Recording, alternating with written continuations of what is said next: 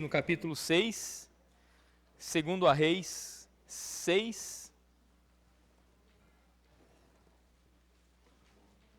Eu vou ler do verso 8 ao 23. Então, assim que encontrar, recomendo que você guarde aí nosso texto base.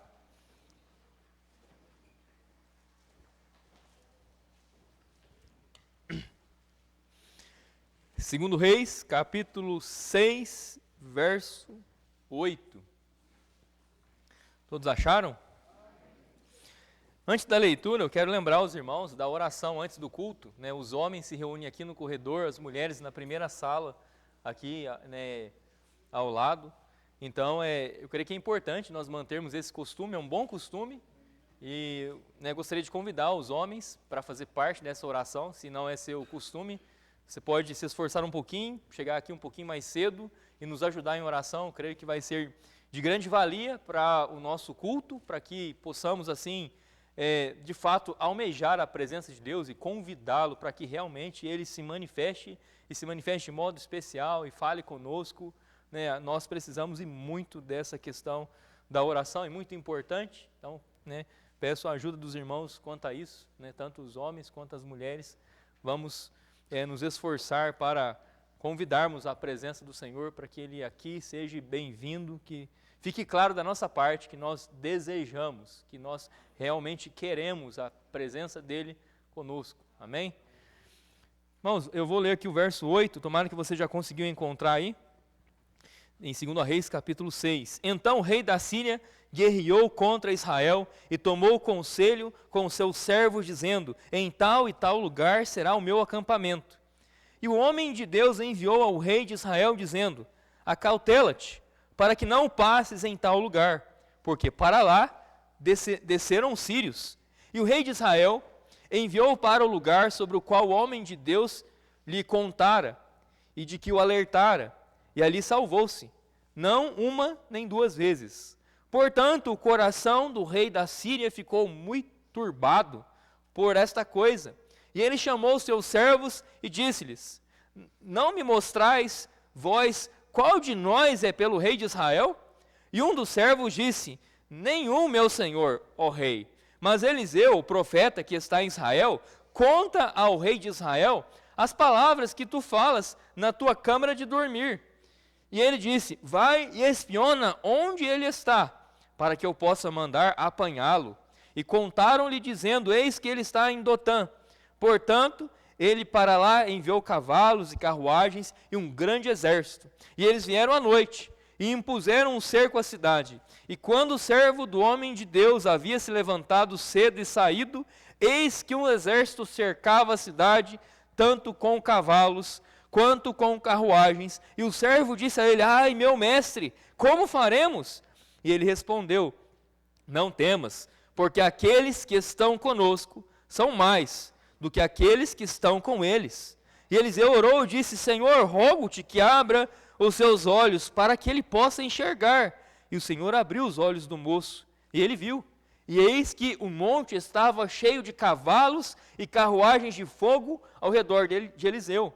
E quando eles desceram até ele, Eliseu orou ao Senhor e disse: fere este povo, rogo-te, com cegueira.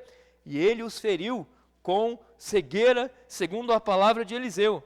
E Eliseu disse-lhes: esse não é o caminho, nem é esta a cidade. Segui-me, e eu vos trarei até o homem a quem buscais. Ele, porém, conduziu-lhes até Samaria. E sucedeu que quando eles haviam chegado em Samaria, que Eliseu disse: Senhor, abre os olhos desses homens, para que possam enxergar. E o Senhor abriu os seus olhos, e eles viram.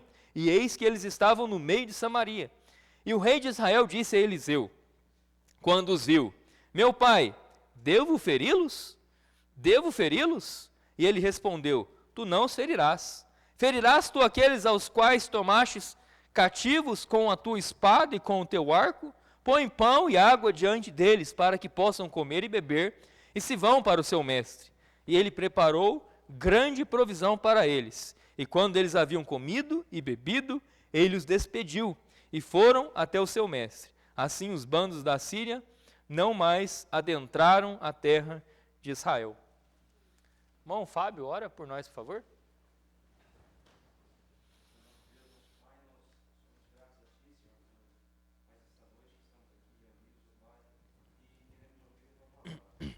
Amém.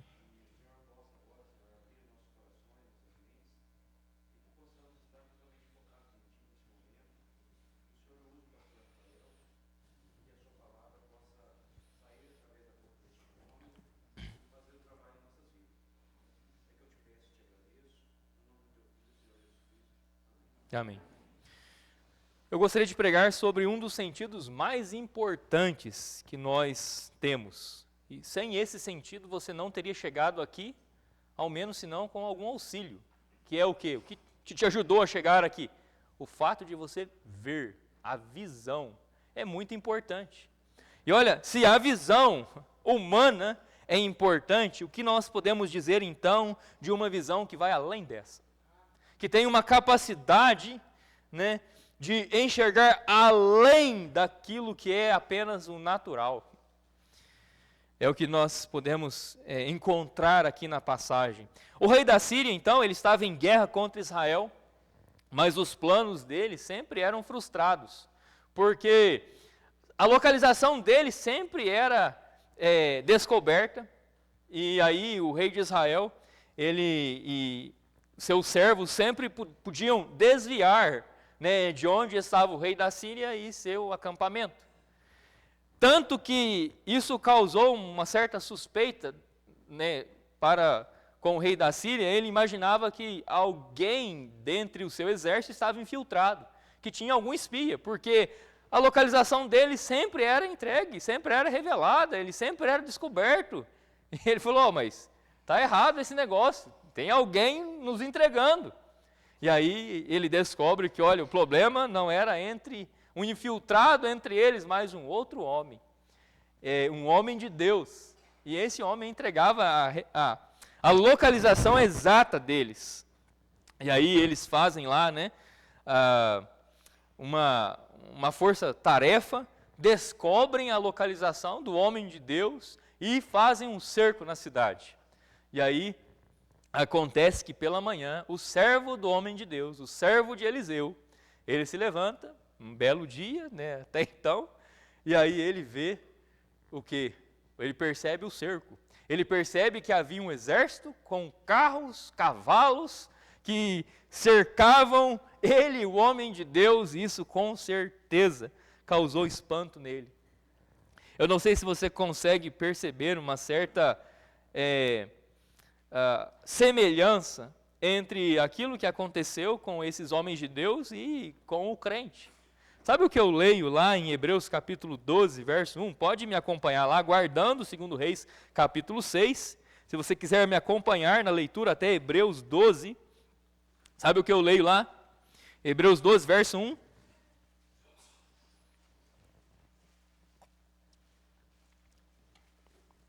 Eu leio assim: portanto, visto que nós também estamos rodeados de uma tão grande nuvem de testemunhas, deixemos de lado todo o peso, e preste atenção agora, e o pecado que tão de perto nos rodeia. Onde está o pecado? Ele está perto, mas né, o que o pecado tem nos feito? Ele tão de perto nos rodeia. Ele nos cerca. Por todo lado estamos cercados por um inimigo identificado na palavra de Deus de o pecado. Tem um outro inimigo, e você já o conhece com certeza, em 1 Pedro 5, verso 8, vai nos falar dele. 1 Pedro capítulo 5, verso 8.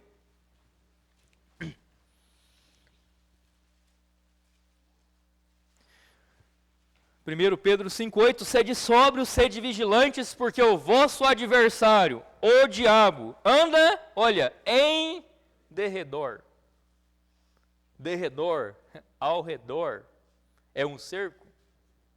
O diabo, ele tem feito o seu cerco. O pecado tem feito o seu cerco. E o homem de Deus, e a mulher de Deus, e o povo de Deus está no meio desse cerco. O pecado tão de perto nos rodeia. Um leão está ao derredor. Essa é a nossa situação. E aí, como você tem se lidado com ela? Né? É bem provável que a sua reação primeira seja a mesma do servo de Eliseu. Como ele reagiu ao cerco? Ele disse, se você voltar lá, você vai notar, segundo Reis 6, ele disse, ai meu mestre, como faremos? Ai meu mestre, verso 15, ai meu mestre, como faremos? E olha, causa medo, pavor, espanto. É interessante como a nossa visão está relacionada com os pesadelos. E isso não é só coisa de criança. Não acontece somente com a criança quando ela vê alguma cena forte, perturbadora, quando ela vê uma cena, né, de terror, né, e aí ela vai dormir à noite, às vezes ela vai ter pesadelos. E aquilo acontece porque o cérebro, né, o inconsciente, ele vai tentando processar aquilo, e aquele estresse visual geralmente vai ser convertido em um pesadelo real. Acontece. É interessante como que, né, aquilo que nós estamos olhando, aquilo que está, né, aquilo em que nós estamos direcionados os nossos olhos, geralmente é isso que vai causar o seu medo. É isso que vai fazer você ter esses pesadelos. Mas é interessante porque, enquanto nós encontramos esse homem, o servo do homem de Deus, se reagindo dessa maneira, ele estava visivelmente com medo, sem saber o que fazer. Mas pelo contrário, por outro lado, nós encontramos um outro homem, Eliseu. E é muito interessante você observar como ele se lida com isso tudo. E ele manteve a calma, mas isso tinha uma explicação, isso tinha um porquê. Né? Como que ele responde, né, à pergunta do seu servo? Ai meu senhor, ai meu mestre, como faremos? Ele disse, verso 16, não temas, porque aqueles que estão conosco são mais do que aqueles que estão com eles. Ele reagiu da maneira que reagiu, com convicção, sem medo, né? Porque ele enxergava algo que o servo não podia. Por que ele reagiu da maneira que ele reagiu? Porque ele estava vendo algo que o servo não estava. Ele sabia algo que o servo não sabia. E ele estava em contato com alguém que o servo não estava. Estas são as respostas. Isso explica tudo e ajuda você a entender. Olha, o pecado, ele tão de perto nos rodeia. Satanás, como um leão, ele está em derredor, buscando tragar. O Senhor disse a Caim, se tu fazes bem, não serás aceito. E se não fazes bem, o pecado jaz à porta. O pecado jaz aonde? À porta. E o pecado não é gentio como o Senhor, que a porta ele bate e espera ser aberta. O pecado, geralmente, ele quer arrombar a porta. Ele não é delicado. Ele vai forçar e pressionar para entrar através da porta. E se possível for, arrombar a porta. Esse é o pecado. Esse é Satanás. Mas aí o que a gente deve fazer? Como se lidar com um inimigo, com um cerco? Como se lidar com o pecado? E olha, onde está esse pecado? É na sua carne. Onde está esse pecado? É esse mundo. Onde está esse leão? É Satanás. E ambos esses inimigos estão promovendo o seu cerco. E você está no meio. Irmãos, para se lidar com a situação, primeiro nós devemos aprender a viver pelos olhos da fé. No verso 17, a Bíblia diz, Eliseu orou e disse, Senhor, rogo-te que abra os olhos para que ele possa enxergar. A razão pela qual o servo de Eliseu, ele ficou com medo e confuso e sem saber o que fazer, é porque ele não conseguia enxergar. Mas olha, tinha uma razão para ele não conseguir enxergar.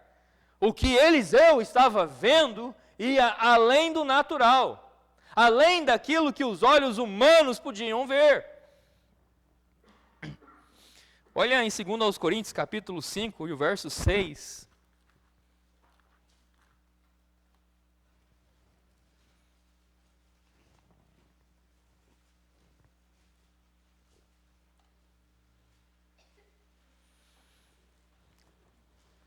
Segundo aos Coríntios 5, 6, por isso nós estamos sempre confiantes, sabendo que enquanto habitamos no corpo, estamos ausentes do Senhor, porque andamos por fé e não por vista. Olha, você deveria aprender a andar, e isso na prática, com os olhos da fé. Com os olhos da fé. A palavra de Deus, ela nunca vai dizer para você que a fé é cega ou irracional, muito pelo contrário. A fé não é cega e nem mesmo irracional, desprovida de razão. A fé verdadeira, ela é racional e ela também é capaz de enxergar, e enxergar além do natural. Em 1 Pedro 3,15, nós vemos a razão da fé.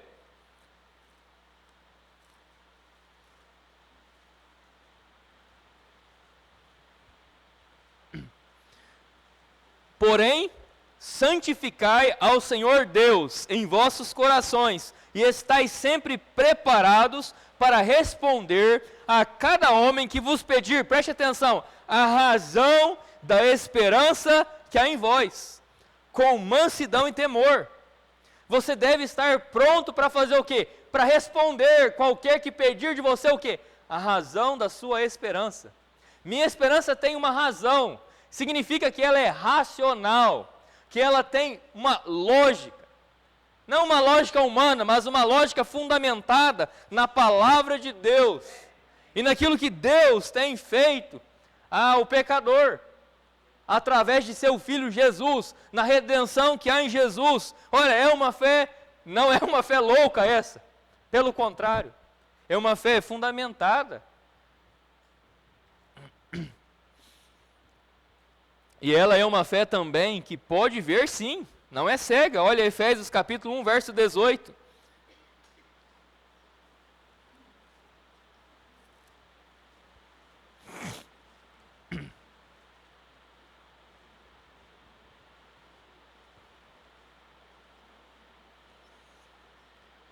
Efésios 1,18, tendo os olhos do vosso entendimento iluminados, para que saibais qual é a esperança do seu chamado, e quais as riquezas da glória da sua herança nos santos, tendo os olhos do vosso entendimento iluminados. Esses olhos do entendimento é o quê? É essa visão sobrenatural. É essa visão além da visão do alcance humano. A fé, ela nos dá uma visão, ela nos capacita a ver algo que antes não podíamos ver. Antes de você receber Cristo pela fé, qual era o seu estado? Você estava cego espiritualmente. Eu usei o texto pela manhã. 2 Coríntios 4:4 vai dizer que o Deus desse século fez o quê? Ele cegou o quê? O entendimento dos incrédulos. Né? Ele cegou as mentes daqueles que não creem, para que a luz do evangelho, do glorioso evangelho de Cristo, que é a imagem de Deus, não brilhe para eles. Satanás, então, ele luta, ele se esforça para manter, no caso, as pessoas ainda cegas. Cegas. Então, para enxergar o espiritual, primeiro é necessário que os olhos da fé sejam abertos. E quem é que abre? Cristo. É Cristo quem abre. Você lembra Paulo? Antes, Saulo. E como ele ia, a um certo caminho, e ele ia naquele caminho para perseguir cristãos, e o Senhor Jesus lhe aparece. Mas como o Senhor lhe apareceu? Com um forte resplendor, uma luz muito forte. E essa luz fez o quê? Cegou o homem. Fez o homem literalmente cair do seu cavalo. Eu dou graças a Deus que um dia eu caí do cavalo. Dou graças a Deus que um dia essa luz resplandeceu no meu caminho de perdição, no meu caminho de escuridão. E essa luz me fez ver. Essa luz abriu os meus olhos e me fez enxergar a vida de um modo diferente. Me fez enxergar a realidade dessa vida. Me fez enxergar minha própria miséria, me fez enxergar, né, esses inimigos à minha volta. Oh, graças a Deus por esses olhos da fé que foi aberto e podem ser abertos e ainda são abertos através de Cristo. Se você se render a Ele como Paulo, Senhor, o que queres que eu faça? Seus olhos serão abertos. Seus olhos serão abertos. Ele vai te buscar. Ele busca os pecadores. E Ele deseja abrir seus olhos. Ele deseja abrir seus olhos da fé. Para enxergar o espiritual é necessário ver através dos olhos do próprio Cristo. Olha o que o Senhor vai dizer em João capítulo 4, verso 35.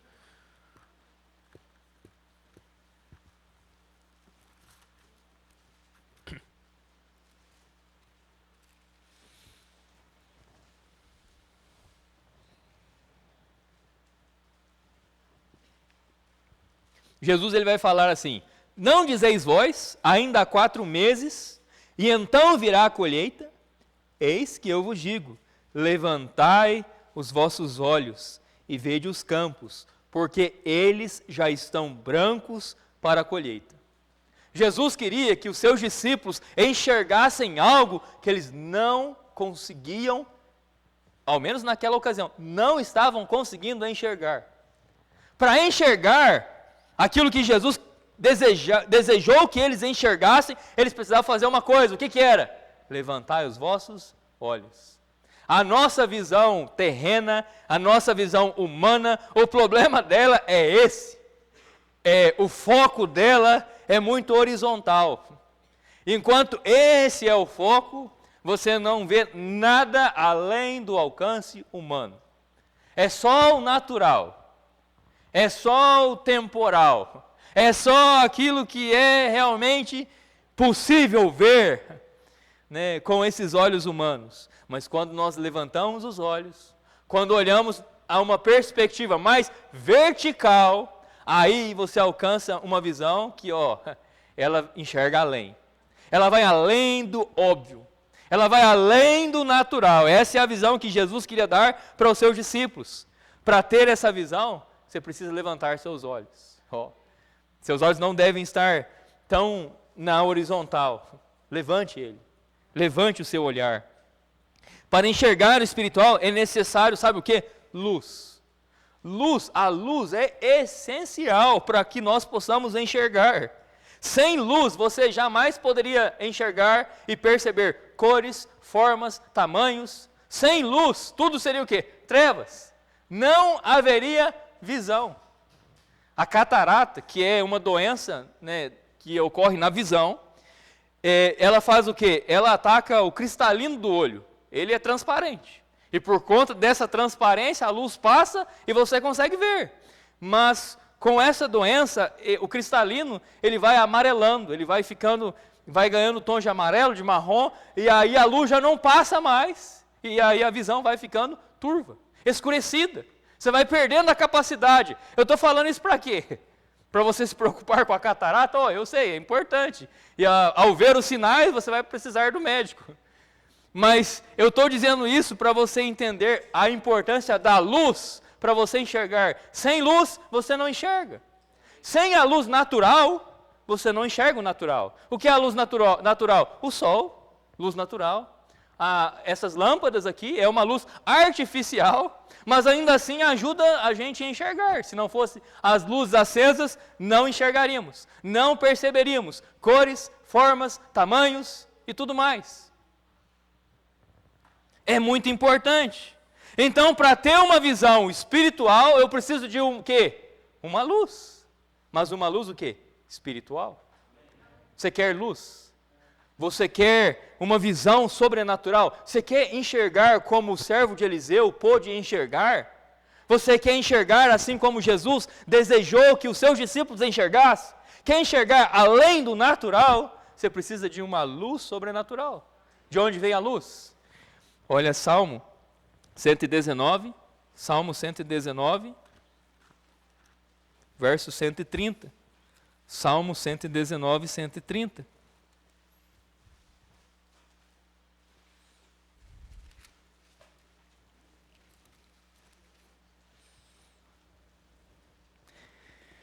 Esse é para você ter grifado. Tomara que você grifou, senão você pode fazer isso agora, mas se quiser, se achar importante. A entrada das tuas palavras dá o quê? Dá luz. A entrada das tuas palavras dá o quê? Ela dá luz. Dá entendimento ao simples. Quando você coloca estas palavras diante desses olhos, sabe o que acontece? Uma luz espiritual entra. Uma luz espiritual está entrando e vai trazer o quê? A luz traz o quê? Ela traz visão. A luz traz o quê? Clareza, discernimento, entendimento, conhecimento. Interessante que o Senhor Jesus, ele disse lá em João 3, lá no verso 19, que a luz é o mundo, mas os homens odiaram a luz. Eles odeiam a luz. E eles não vêm para a luz para que as suas obras não sejam manifestas. Não sejam manifestas.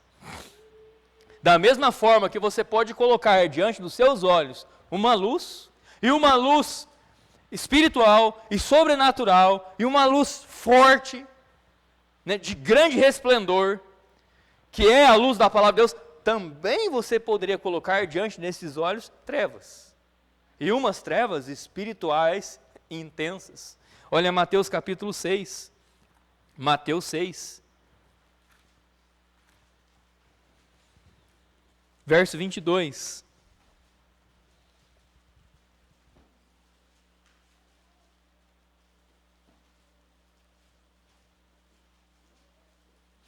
Mateus 6, 22. Jesus ele fala, a luz do corpo é o quê? A luz do corpo é o olho. Portanto, se teu olho for puro, todo o teu corpo será cheio de luz. Se, porém, o teu olho for mau, todo o teu corpo será cheio de trevas. Se, portanto, a luz que estiver em ti for trevas, como será grande as trevas? Irmãos, olha só como é extremamente decisivo aquilo que você coloca diante dos seus olhos. Vai determinar se haverá dentro de ti luz ou trevas. Para ter essa visão sobrenatural, para ter essa visão espiritual, primeiro, é imprescindível que você tenha os olhos abertos. Os olhos da fé precisam primeiro ser abertos, e eles são apenas abertos por Cristo. E mediante a luz de Cristo. O evangelho glorioso de Cristo. Aí depois você precisa se atentar às palavras de Jesus, que manda você levantar os seus olhos. E buscar um foco, focar em uma visão mais vertical e não horizontal, e não apenas terrena. Mas aqui a gente vê a importância a importância da luz entrar. Se ela não entrar, não tem visão.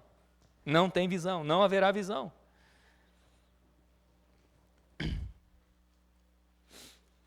Irmãos, a guerra espiritual, ela começa aqui. A guerra espiritual, ela começa nos portais que temos, né, nas portas de entrada que nós temos, as portas de entrada para a alma. E uma das principais você tem aqui, diante, né, na sua face, são seus olhos. Mas para receber, no caso, se você colocar esse aqui diante dos seus olhos, você vai então ter acesso à luz. Essa luz vai te dar entendimento. Esse entendimento é o quê? São revelações. Mas para receber essas revelações é necessário manter o quê? Um canal de comunicação aberto. Volta lá para 2 Reis 6, verso 17. 2 Reis 6, 17.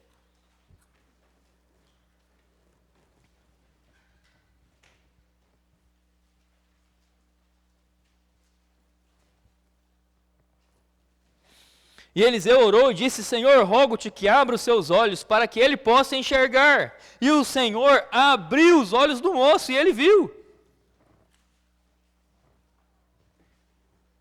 A palavra de Deus diz em Tiago 5,16: confessai as vossas culpas uns aos outros, orai uns pelos outros, para que possais ser curados. A oração eficaz e fervorosa de um homem justo vale muito.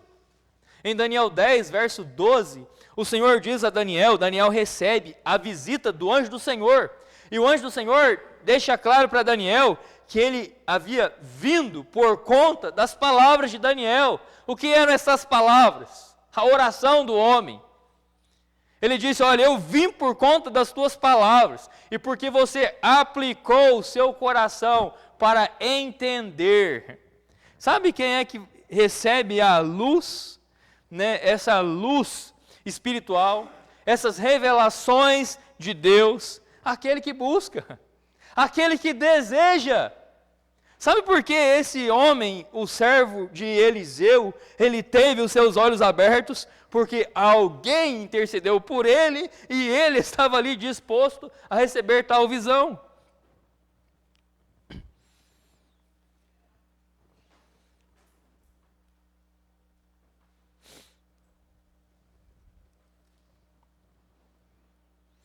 Vamos até Marcos 8.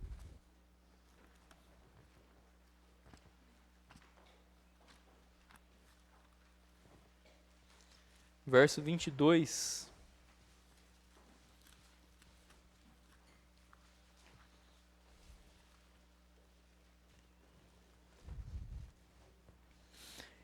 E ele chegou a Betsaida, e trouxeram-lhe um homem cego, e pediram-lhe para tocá-lo. E ele tomou o homem cego pela mão e o levou para fora da aldeia, e ele, cuspindo nos olhos e impondo suas mãos sobre ele, perguntou-lhe se ele enxergava alguma coisa. E ele, olhando para cima, disse: eu vejo os homens como árvores andando. Depois disso, ele colocou novamente as suas mãos sobre os seus olhos e o fez olhar para cima. E ele foi restaurado e viu cada homem claramente. Interessante que, a primeiro instante, ele podia ver, mas não claramente. Ele viu os homens como árvores, via vultos, né? Via ali a silhueta das pessoas, mas não elas claramente. Será que essa é a sua visão espiritual? Será que você consegue ver apenas sombras?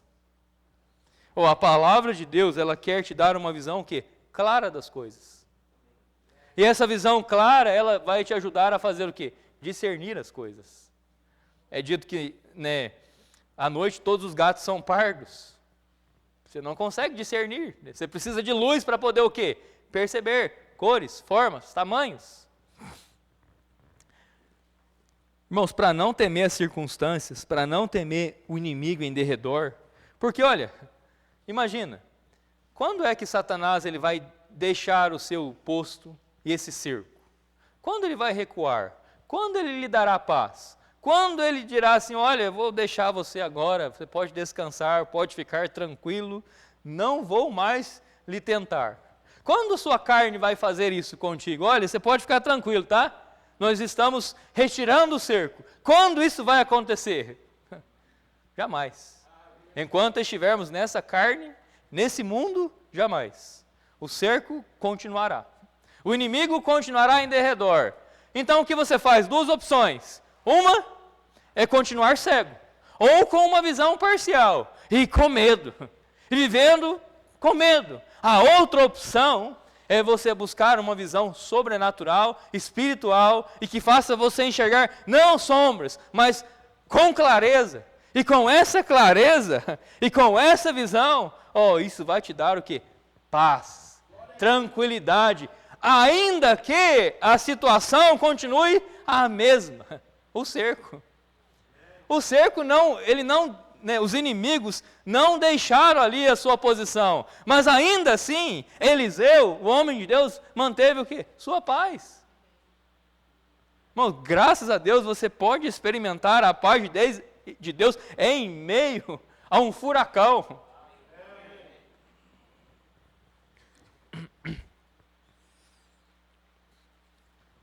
O que você faz para isso? Você precisa manter os seus olhos no Senhor Jesus. É interessante o que aconteceu com Pedro. Eles viram o Senhor andando por cima das águas. Aí Pedro, disse: Senhor, manda-me ir ter contigo. E o Senhor falou para ele: vem, Pedro. E aí Pedro, ele coloca a primeira perna ali, e eu creio que talvez ele tenha feito um teste para ver, vamos ver aqui, se afunda ou não, e estava firme. E ele pôs a outra, e a outra. Enquanto ele olhava para Jesus, ia bem. Enquanto ele olhava para Jesus, as ondas ao redor não eram um problema. Aí quando ele tira os olhos de Jesus e olha as ondas, aí é ladeira abaixo. Irmãos, essa é a vida nossa. Tirou os olhos de Jesus, é ladeira abaixo. Tirou os olhos de Jesus, não tem paz, é tormento, é pavor. Tirou os olhos do Senhor Jesus, aí sabe o que você deve fazer? O que Pedro disse: Senhor, me salva! Senhor, me salva! E graças a Deus o Senhor estava ali diante dele e era só tomá-lo pela mão. Era só tomá-lo pela mão. E aí, o que nós devemos fazer? Hebreus 12, 2. Interessante que Hebreus 12, 1 vai falar de o pecado que tão de perto nos rodeia. Mas no verso 2 dirá para você: olhando para Jesus, o autor e consumador da fé. Olhando para Jesus. O que eu devo fazer? Olhe para Jesus. O problema do servo de Eliseu é que ele olhou para os inimigos. Ele não conseguia ver aqueles que estavam com ele. Ele não conseguia ver aqueles que estavam ao lado do Senhor. Eliseu viu. Eliseu falou: aqueles que estão conosco são mais. É maior. Se essa for sua visão, você terá paz. Vai desfrutar de paz. E olha, a circunstância não precisa mudar. O inimigo vai continuar ao redor. O pecado continuará jaz à porta. O leão continuará ao derredor. Você ouvirá os seus rugidos, mas ainda assim há paz. Há paz. O Senhor Jesus, ele prometeu: deixo-vos a minha paz vos dou. E eu não vou lá dou como esse mundo dá. Não é a mesma paz. Não é a mesma. Segundo, nós precisamos aprender a viver pelas revelações de Deus. Versos 16 e 17, voltando para 2 Reis 6, 2 Reis 6, 16 e 17, o cenário é o mesmo. Ele vai falar lá, e ele respondeu: não temas, porque aqueles que estão conosco, Eliseu, são mais do que aqueles que estão com eles. Eliseu orou e disse: Senhor, rogo-te, abra os olhos para que ele possa enxergar. E o Senhor abriu os olhos do moço e ele viu. E eis que o monte estava cheio de cavalos e carruagens de fogo ao redor de Eliseu. Irmãos, aquele que tem uma visão espiritual, ele terá acesso a revelações espirituais. E essas revelações, elas vão lhe dar a paz, a tranquilidade. Mesmo num ambiente hostil. O Senhor Jesus falou: se esse mundo vos odeia, sabei que me odiou antes de odiar a vós. As mesmas palavras que Eliseu disse ao seu servo, vale para cada um aqui que já teve os seus olhos abertos por Cristo. Não temas. Não temas.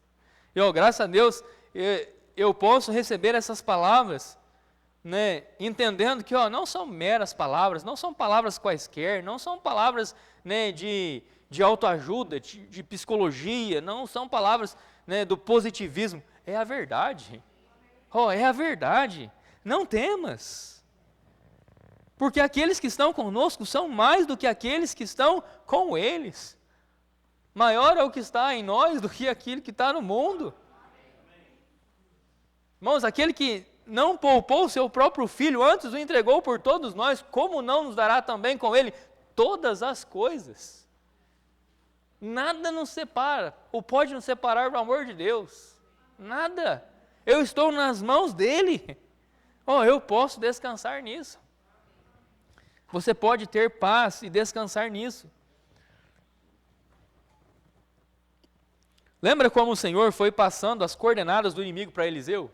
Eliseu nunca era pego de surpresa. E assim ele foi ajudando o rei de Israel, e sempre que o rei de Israel dava ouvidos e se atentava às revelações de Deus, ele tinha livramento. Sempre que você se atentar, né, sempre que você buscar essa visão espiritual, sobrenatural, você vai ter acesso a revelações espirituais, revelações de Deus, que vão lhe ajudar muito nessa vida. Vão te ajudar muito nessa vida. Mas olha, vai ser necessário um certo querer da sua parte, vontade, busca, disposição. Porque, nos foi dito que Daniel, ele recebeu as revelações que ele recebeu, Eliseu recebeu as revelações que ele recebeu, e assim foi para com os demais homens que Deus foi usando, porque eles se dispuseram, eles desejaram receber tais revelações. O que acontece é que, infelizmente, há pessoas que elas não desejam ver nada além daquilo que elas, né, já estão habituadas a ver. Elas colocaram já, né, o tapão e não desejam removê-lo. Elas, né, querem ficar ali, né, colocado no cavalo, né, porque ele se assusta com muita facilidade. O crente não deveria ser assim. Você não deveria assustar com facilidade. Mas são os que estão conosco. Maior é o que está comigo. Por que você vai se assustar com facilidade? Por que manter o tapão? Pode tirar. Pode levantar os olhos. Pode buscar enxergar as coisas com clareza. Olha João capítulo 9, verso 39.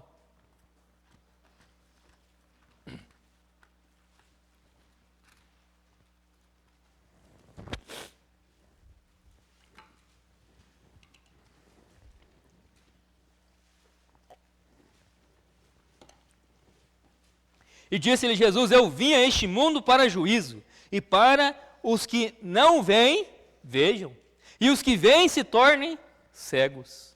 E alguns dos fariseus que estavam com ele, ouvindo essas palavras, disseram-lhe: nós também somos cegos? Disse-lhe Jesus: se fosseis cegos, não tereis pecado. Mas agora, como dizeis, nós vemos, porquanto vosso pecado permanece. Interessante que o contexto aqui é o contexto do começo do capítulo. O começo do capítulo, ele começa falando de um homem cego de nascença, em que os discípulos de Cristo, olhando para o homem, perguntaram ao Senhor: Senhor, quem pecou para que este nascesse cego? Ele, seus pais? E Jesus explicou que nem ele, nem seus pais, mas havia sido assim para que a glória de Deus se manifestasse ali. Então, o homem cego de nascença representa quem? Todo pecador, a raça humana inteira. Você, desde o seu nascimento, você chegou a esse mundo como cego. Os olhos da fé, né, estavam fechados. Até que o Senhor lhes abriu, você enxergava o quê? Em relação de uma visão espiritual? Nada, zero. Revelações? Zero. Mas aí você tiveram ali alguns religiosos, tiveram alguns ali que eles chegaram até o conhecimento, né, do Filho de Deus, a glória desse evangelho glorioso lhes foi resplandecida, e ainda assim o que eles fizeram? Eles rejeitaram, e é uma rejeição voluntária. Rejeitaram voluntariamente. Sabe o que acontece? Há pessoas ignorantes a respeito de coisas espirituais, mas sabe por que elas são ignorantes? Porque elas assim desejam. Elas querem ser ignorantes. Elas são ignorantes voluntárias. Olha 2 Pedro capítulo 3.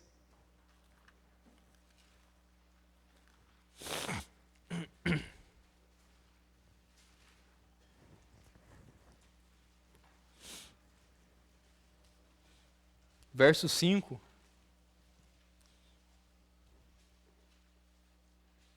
o contexto vai falando das revelações de Deus. Olha só no verso 1. E esta segunda carta, amados, escrevo-vos agora, em ambas as quais desperto vossas mentes puras por meio de recordações, para que vos lembreis das palavras que foram ditas antes pelos santos profetas e do nosso mandamento, os apóstolos do Senhor e Salvador, sabendo disso primeiro que virão nos últimos dias escarnecedores, andando conforme as suas próprias concupiscências, dizendo: onde está a promessa da sua vinda?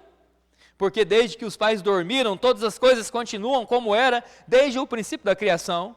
E olha, preste atenção no 5. E nisto eles são, olha, voluntariamente ignorantes, que pela palavra de Deus os céus existiam desde a antiguidade e a terra que permanece fora da água e dentro da água. O texto revela para nós que há pessoas que são ignorantes voluntárias, por opção, por escolha. Foi revelado a elas tiveram acesso às revelações. E olha, como é que alguém tem acesso a essas revelações? Sobre a criação, sobre tudo aquilo que diz respeito à vida, à piedade, é aqui. É através desse aqui. E aí algumas pessoas chegam até esse aqui e fazem o quê? Rejeitam. Voluntariamente. Voluntariamente. Elas não desejam enxergar mais, elas não desejam conhecer mais, elas não desejam saber de mais revelações e usam a Bíblia para apoiar seu erro. Tiago 3:1 vai dizer assim: meus irmãos, muitos não sejam mestres, sabendo que receberemos maior condenação. Usam a Bíblia para apoiar seu erro. Tá vendo? Você não deve ser mestre. Tá vendo? Você não pode estudar muito. Tá vendo? Toma cuidado com essas coisas que você está aprendendo, porque isso aí é perigoso. Olha, tá vendo? Em parte, estão certos. Porque o quanto mais luz alguém recebe, o quanto mais revelações alguém vai receber, mais lhe será exigido. Em parte está certo. Mas, será que se você adotar essa ideia, de que, olha, se eu me tornar ou permanecer ignorante, alguém ignorante a respeito da palavra de Deus, alguém ignorante voluntário, alguém que não quer saber das revelações, será que isso vai colar com Deus? Será que isso vai me ajudar a fugir de ser cobrado por Deus? Será que isso vai me ajudar em algum sentido? Vamos ver se vai te ajudar. Lucas capítulo 19.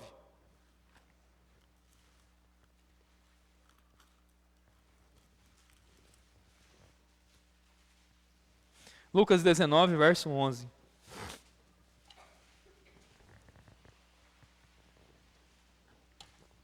E ouvindo eles essas coisas, ele prosseguiu e falou uma parábola, porque ele estava perto de Jerusalém, e porque eles pensavam que o reino de Deus havia de aparecer imediatamente. Porquanto ele disse: certo homem nobre partiu para uma terra distante, para receber um reino e retornar. E ele, chamando os seus 10 servos, deu-lhes 10 minas, e disse-lhes: negociai até que eu venha. Mas os seus cidadãos odiavam-no, e enviaram um mensageiro após ele, dizendo: não queremos que esse homem reine sobre nós. E aconteceu que ele, retornando depois de ter recebido o reino, ordenou que fossem chamados os seus servos, a quem ele entregara o dinheiro, para que ele pudesse saber quanto cada homem ganhara negociando. Então veio o primeiro, dizendo: Senhor, a tua mina rendeu 10 minas. E ele lhe disse: muito bem, servo bom, porque tu foste fiel sobre o pouco, tu terás autoridade sobre 10 cidades. E veio o segundo, dizendo: Senhor, tua mina rendeu 5 minas. E ele disse da mesma forma a este: sê tu também sobre 5 cidades. E veio o outro, dizendo: Senhor, aqui está a tua mina, que guardei um lenço, porque eu tive medo de ti, porque és um homem severo. Tiras o que não puseste, colhes o que não semeaste. E ele lhe disse: pela tua própria boca eu te julgarei, servo mau. Sabias que sou um homem severo, e que eu tomo o que não pus e colho o que não semeei? por que então tu não puseste o meu dinheiro no banco? Pois na minha vinda eu poderia ter exigido o meu com usura. E disse aos que estavam com ele, tomai dele a mina e dai aos que têm 10 minas. E eles disseram, Senhor, ele tem 10 minas. Eu vos digo que todo aquele que tiver lhe será dado, mas o que não tiver, até o que ele tem lhe será tomado. Irmãos, a ignorância voluntária não vai te desculpar diante de Deus, não vai fazer com que você fuja, né, do julgamento, não vai te ajudar em nada, não te ajuda nem nessa vida. Quando você for parado pelo policial, né, e aí, né, te autuar por algo que você porventura possa desconhecer, alguma lei, alguma coisa que você fez errado, ou tenta usar isso. Ah, mas eu não sabia. Ok, agora você sabe. A próxima vez, faça direito. Cumpra a lei. Toma aqui sua multa. Se ele é um bom policial, se ele vai aplicar a lei, não vai colar. Não vai aceitar sua desculpa. Não vai aceitar sua ignorância, sendo ela voluntária ou não. Não tem desculpa. Tenta isso com, né, você assinou lá um contrato, contratou um serviço, tinha lá as letrinhas miúdas, você não leu. Tenta fugir da responsabilidade do contrato que você assinou. Ah, mas eu não sabia. Você assinou. Você assinou. Não funciona nem nessa vida, porque você acha que vai funcionar diante de Deus. Porque pensar que ser ignorante vai te ajudar em alguma coisa. Não vai. Olha, se você buscar receber revelações de Deus, isso vai, né, te ajudar em livramentos. Volta lá para o 2 Reis capítulo 6. Há muitos livramentos, há muitas bênçãos que estas revelações divinas podem lhe dar.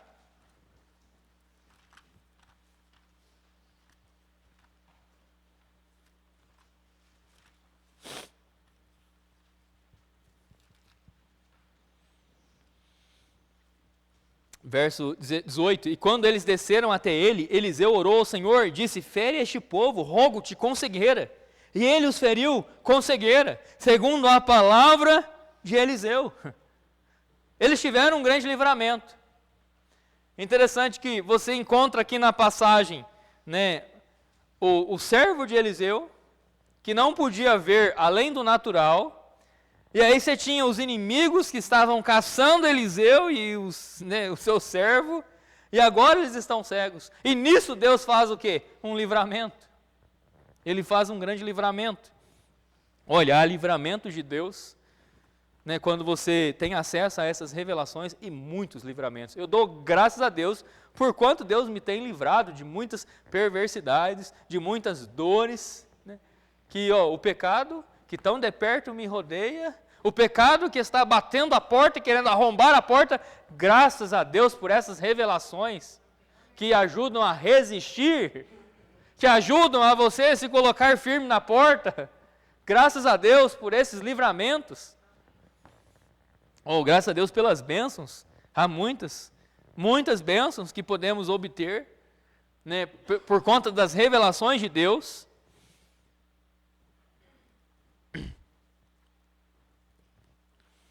Mas tem mais uma coisa. Por último,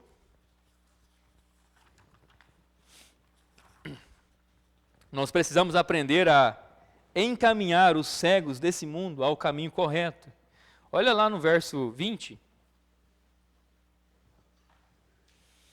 E sucedeu que quando eles haviam chegado em Samaria, que Eliseu disse, Senhor, abre os olhos desses homens, para que possam enxergar. E o Senhor abriu seus olhos, e eles viram, e eis que eles estavam no meio de Samaria. Como eles chegaram até aqui? Eles estavam cegos. Como eles chegaram até aqui? Essa passagem revela para nós, né, esse trecho aqui revela para nós a abrangência da graça de Deus. Ela é para todos. Ela não está limitada a um povo específico, ela não está limitada a uma região específica, ela é para todos, a graça é para todos. ela alcança os 4 cantos dessa terra, ela é para todo pecador, é para todo aquele que está cego, é para todo aquele que está em trevas, a graça de Deus há de chegar a ele. Em algum momento o Senhor vai fazer aquilo que fez a Paulo, vai resplandecer a sua glória, vai ajudar aquele pecador nas trevas a ser encaminhado. Agora, tem o livre-arbítrio do homem. Mas olha, como é que esses homens que estavam cegos chegaram até onde eles precisavam chegar? Olha o verso 19. E Eliseu disse-lhes: esse não é o caminho, nem esta é a cidade, segui-me. Você já parou para se perguntar, por que Deus abriu seus olhos? Eu já parei. Por que eu? Eu não sou melhor que os outros? Não há nada em especial em mim que me faça melhor ou especial? Por que eu? Já parou para se perguntar? A razão pela qual Deus abriu seus olhos, a razão pela qual Ele te tirou das trevas, a razão pela qual Ele tirou você daquele charco de lodo horrível. Ele abriu seus olhos, por quê? Será que a razão pela qual Ele abriu seus olhos não é essa? Esse não é o caminho? Que você alerte outros, esse não é o caminho. Essa não é a cidade. Pela graça de Deus, eu conheço o caminho. Pela graça de Deus, eu estou nesse caminho. Pela graça de Deus, eu estou rumo à cidade celestial, à Nova Jerusalém. Mas há muitos que não conhecem, há muitos que estão fora do caminho, que não estão indo a esta cidade. Mas você pode ver. Você não está cego mais. Você pode ver. Agora a questão é, o que você está fazendo? O que você vai fazer? O que está fazendo? O que vai fazer? O que pretende fazer? Sabe o que o Senhor mandou Eliseu fazer? Sabe qual é a ordem de Deus? Eliseu, por discernimento, ele fez o que? Esse não é o caminho, essa não é a cidade, segui-me. E ele fez o quê? Ele os guiou. Infelizmente nesse mundo há uma multidão de cegos, há outros cegos guiando estes cegos, religiosos que infelizmente não conhecem Cristo. Há muitos nessa situação, mas não é a sua. Não é a sua, pela graça de Deus não é a sua, mas olha, o que você vai fazer? Deveria fazer o mesmo que Eliseu, segue-me, segue-me. Aí Eliseu levou eles até onde eles precisavam estar. 21, e o rei de Israel disse a Eliseu, quando os viu: meu pai, devo feri-los? Devo feri-los? Lembrando, quem são eles? Os inimigos do povo de Deus. Quem são eles? Aqueles que buscavam o homem de Deus. E qual é a resposta divina? E ele respondeu: tu não os ferirás. Feririas tu aqueles os quais tomaste cativo com a tua espada e com o teu arco? Olha a ordem de Deus: põe pão e água diante deles, para que possam comer e beber e se vão para o seu mestre. Essa é a graça de Deus. Essa é a graça de Deus. Qual é a ordem de Deus? Põe pão e água diante deles. Você lembra a ordem de Cristo aos seus discípulos, que diziam ao Senhor: Senhor, despede a multidão. E o Senhor disse: dai-lhes vós de comer. Irmãos, pela graça de Deus, nós sabemos o que é o pão e a água. Eu digo nós sabemos, tomara que você saiba mesmo. O pão é representado pela palavra de Deus. Cristo, em Mateus 4, verso 4, ele diz que nem só de pão viverá o homem, mas de toda a palavra que procede da boca de Deus. O que é a água? É a mesma palavra. João capítulo 15, verso 3, Jesus diz: vós já estáis limpos pela palavra que vos tenho falado. Isaías 55, versos 10 e 11, vai dizer que assim como a chuva que cai do céu e faz brotar e dar vida, assim a palavra de Deus, ela não volta vazia para Deus. Chuva, a água, O pão é o quê? É a palavra. E pela graça de Deus temos em abundância. Você tem o suficiente para você. Você tem o suficiente também para dar a muitos outros. E sabe o que é a ordem de Deus? Dá-lhes voz de comer. Sabe o que é a ordem de Deus? Coloque diante deles. Verso 22. Tu não ferirás. Tu não ferirás. Põe pão e água diante deles, para que possam comer e beber. 22. E ele preparou grande provisão para eles. Irmãos, nós temos o suficiente. A graça de Deus, ela é abundante. Ela tem superabundado na sua vida. Ela é suficiente para suprir sua necessidade e para socorrer aqueles que estão aflitos e longe dessa graça. E longe dessa graça. Sabe o que você deveria fazer? Deveria buscar fazer? Deveria buscar abrir seus olhos. Abrir seus olhos para o espiritual. Abrir seus olhos para que você possa ter acesso a revelações de Deus. E com essas revelações, ser um instrumento para encaminhar os perdidos. Ser um instrumento para restaurar a visão destes perdidos. Para ajudar eles e colocar diante deles água e pão. É você. É você. É você. Uma família acordou de madrugada com a casa pegando fogo, o desespero tomou conta, no meio da fumaça o pai conseguiu sair com dificuldade, mas percebeu que o filho pequeno estava dentro do quarto. Do lado de fora gritando ele dizia: filho, pula, eu estou aqui. Mas o menino respondeu: pai, eu não estou vendo o Senhor. E o pai gritou de volta: mas eu estou vendo você. O menino, confiado na voz do pai, pulou e foi salvo. Irmãos, você tem duas opções. Você pode ver. E você está vendo aqueles que não podem ver e estão caminhando cegamente, a passos largos, ao inferno. Você vê. Você entende isso. Mas o que vai fazer quanto a isso? Tem duas opções. Não fazer nada. Ou ser a voz que clama. Ou ser a voz que clama. Olha, eu estou aqui. Siga a minha voz. Eu posso lhe apontar o caminho. Eu posso, siga-me, como Eliseu fez. Siga-me. Siga-me. Irmãos, pensa nisso. Por que Deus abriu seus olhos? Porque você. Convido os irmãos a se colocarem de pé.